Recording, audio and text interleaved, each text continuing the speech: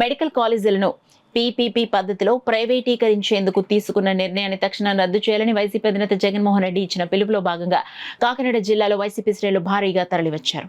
ర్యాలీలో పాల్గొనేందుకు 45వ division YCP నాయకురాలు కర్రి అనంతలక్ష్మి ఆధ్వర్యంలో భారీగా మహిళలు తరలి వెళ్లారు. ర్యాలీని కర్రి అనంతలక్ష్మి వైసీపీ మీడియా ఇన్ఛార్జ్ కృష్ణప్రియ ప్రారంభించారు. వైసీపీ నాయకులు కార్యకర్తలు భారీ ఎత్తున బైక్ ర్యాలీ జరిగింది.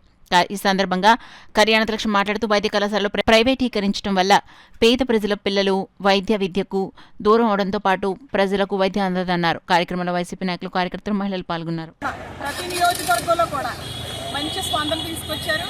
ఎందుకంటే ఈరోజు విద్యకు కానీ వైద్యానికి కానీ ఒక మంచి ఉద్దేశంతో ముందుకు తీసుకెళ్ళి ఏదైనా మంచి జరిగింది అంటే అది వైఎస్ జగన్మోహన్ రెడ్డి గారి పరిపాలనలోను, డాక్టర్ రాజశేఖర రెడ్డి గారి పరిపాలనలోనేనండి.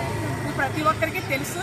ఈరోజు మెడికల్ కాలేజీలు ప్రైవేటీకరణ చేయడం చాలా దారుణమైన పరిస్థితి.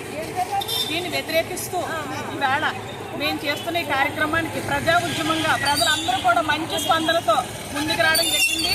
మేము కొన్ని వార్డుల్లో తిరుగుతున్నప్పుడు ఈ సంతకాల కార్యక్రమంలో తిరుగుతున్నప్పుడు మేము ఎవరికైనా ఎక్స్ప్లెయిన్ చేస్తుంటే దారంటే వెళ్ళిపోయిన వ్యక్తి వచ్చి ఇదేంటమ్మా మెడికల్ కాలేజీలు ప్రైవేటీకరణకి మీరు చేస్తున్న సంతకాలే కదా, మేము చేస్తాం, ఇవ్వండి, మీరు వాళ్ళకి ఎక్స్ప్లెయిన్ చేయండి, మేము ఇలాగ సంతకం చేస్తామని చెప్పి వాళ్ళంతటా వాళ్ళు వచ్చి ఈవేళ చాలా మంచి స్పందన తీసుకురావడం జరిగిందండి.